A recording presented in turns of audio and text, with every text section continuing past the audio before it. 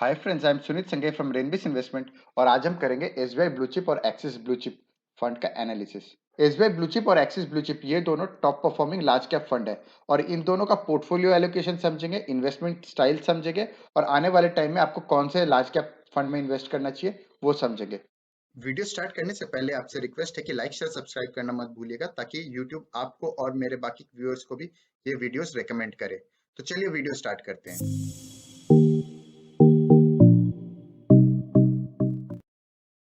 तो axis blue chip की बात करें तो इसके टोटल 23 स्टॉक्स है और वहीं एसबीआई ब्लू चिप की बात करें तो 52 स्टॉक्स है। यानी हम देख सकते हैं कि एक्सिस जो है काफी कॉन्सेंट्रेटेड पोर्टफोलियो है और वहीं एसबीआई का थोड़ा डाइवर्सिफाइड पोर्टफोलियो है। और कॉमन स्टॉक्स की बात करें तो ऑलमोस्ट 20 कॉमन स्टॉक्स है। तो आप देख सकते हो कि एस एक्सिस की काफी अच्छी ओवरलैप है एसबीआई के साथ और 13 स्टॉक्स ही यूनिक है। वहीं एसबीआई की बात करें तो 32 यूनिक स्टॉक्स है। और अगर हम कॉमन स्टॉक्स भी देखें दोनों में, HDFC bank, ICICI bank, Infosys, HDFC, Davis lab, Reliance, तो ये जितने भी कंपनीज है ये मोस्टली लार्ज कैप की सबसे वेल नोन कंपनीज है। और इतनी कंपनीज कॉमन होना स्वाभाविक भी है क्योंकि लार्ज कैप में अपने आप में 100 कंपनीज है और उनमें से अगर आप पीएसयूज और ऑयल इस तरह की कंपनीज को आप हटा दो तो मुश्किल से 50-60 कंपनीज बचती है। तो वहां पे 20 कंपनीज का कॉमन होना बहुत ही लाजमी है। अब अगर कुछ इंपॉर्टेंट पैरामीटर्स देखें तो एक्सिस ब्लू चिप की बात करें तो टॉप 5 में 42% का होल्डिंग है और वहीं टॉप 20 की बात करें तो 86% है। तो देख सकते हैं काफी कॉन्सेंट्रेटेड पोर्टफोलियो। और वहीं एसबीआई की बात करें तो टॉप 5 में 30% और टॉप 20 में 70% के आसपास है। तो काफी डाइवर्सिफाइड पोर्टफोलियो है एसबीआई का। और पी रेशियो की बात करें तो ऑलमोस्ट 40 का पी रेशियो और पीबी रेशियो 5 के ऊपर है एक्सिस ब्लू चिप का। और वहीं एसबीआई ब्लू चिप की बात करें तो 28 के आसपास का पी रेशियो और वहीं पीबी रेशियो 3.41 का है। तो आप वैल्यूएशंस देखोगे तो क्लियरली आपको दिखेगा कि एक्सिस जो है ग्रोथ वाली इन्वेस्टिंग स्टाइल अपना रहा है और वहीं एसबीआई जो है वो थोड़ा सा वैल्यू या एटलीस्ट इंडेक्स के जैसा वैल्यूएशन देखने की कोशिश कर रहा है। तो अगर आपने ये वीडियो नहीं देखा है तो आप ये वीडियो जरूर देखिएगा जहां पे मैंने एचडीएफसी फंड के साथ एक्सिस के फंड्स के कंपैरिजन किया है, जहां पे मैंने इन डिटेल एक्सप्लेन भी किया है कि एक्सिस की in general axis mutual fund की क्या स्ट्रेटेजी होती है, वो ग्रोथ स्ट्रेटेजी होती है। और यही सेम चीज हम पीई रेशियो और पीबी रेशियो से भी देख पा रहे हैं। और अगर हम लास्ट 10 इयर्स का परफॉर्मेंस भी देखें, 2010 में एक्सिस का इंसेप्शन हुआ था और वही एसबीआई ब्लू चिप 2006 में आया था। तो अगर 2010 से भी अगर हम कंपैरिजन करें तो एसबीआई और एक्सिस ब्लू चिप दोनों जो है ऑलमोस्ट सिमिलर परफॉर्म कर रहे थे अपने इनिशियल ईयर्स में। और वहीं अगर हम देखें तो 2016 के आसपास से एसबीआई जो है बेटर परफॉर्म करने लगा था 2018 जनवरी तक। और 18 जनवरी के बाद अगर आपको ध्यान में होगा तो यही टाइम था जहां पे स्मॉल कैप जो है अंडर परफॉर्म करने लगे थे और उसके बाद आप देख सकते हो कि एसबीआई ब्लू चिप का परफॉर्मेंस भी कंपैरेटिवली गिरने लगा और वहीं एक्सिस जो है बेटर परफॉर्म करने लगा। और रिसेंट टाइम में जिस तरीके से स्मॉल कैप में रैली हुई है उसके बाद आप देखोगे कि सडनली एसबीआई जो है ऑलमोस्ट ऑलमोस्ट एक्सिस जैसा परफॉर्म करने लगा है। तो ये आप देख सकते हो और इसी को डिटेल में हम अगले स्लाइड में देखेंगे और समझेंगे ऐसा क्यों है।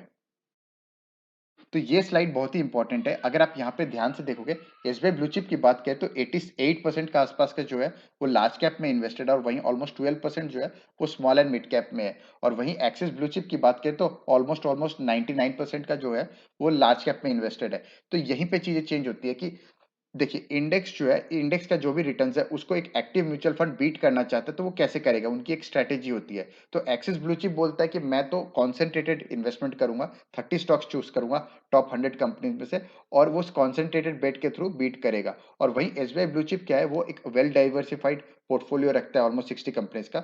बट वो जो एक्स्ट्रा अल्फा जनरेट करने की कोशिश करता है एसबीआई ब्लू चिप, वो स्मॉल कैप के थ्रू करने की कोशिश करता है। और इसीलिए आप देख सकते हो कि जब स्मॉल कैप अच्छा परफॉर्म नहीं कर रहा था तो एसबीआई ब्लू चिप थोड़ा सा डाउन साइड था उसका। तो यही डिफरेंट इन्वेस्टिंग स्टाइल है एसबीआई ब्लू चिप और एक्सिस ब्लू चिप की। लॉन्ग टर्म में अगर आप देखोगे तो दोनों ही है, बहुत ही अच्छे तरीके से अपने रिटर्न्स लाए हैं और ऑलमोस्ट सिमिलर रिटर्न्स ही है। तो अगर आप इन्वेस्टमेंट का कंफ्यूजन है कि आपको किस में इन्वेस्ट करना चाहिए तो आपको जिस साइड में कंफर्टेबल लगे, अगर आपको small cap and mid cap में थोड़ा सा एक्सपोजर लेने में कंफ्यूजन नहीं है या डर नहीं है तो आप एसबीआई ब्लू चिप को कंसिडर कर सकते हो। और वहीं अगर आपको कॉन्सेंट्रेटेड पोर्टफोलियो अगर परफेक्ट लगता है तो आप एक्सिस ब्लू चिप फंड को सिलेक्ट कर सकते हो। और कहीं ना कहीं अगर आपको निफ्टी 50 को बीट करना है in terms of returns in long term 3-4% से, तो आपको डेफिनेटली एक ऐसे फंड के पास जाना ही पड़ेगा।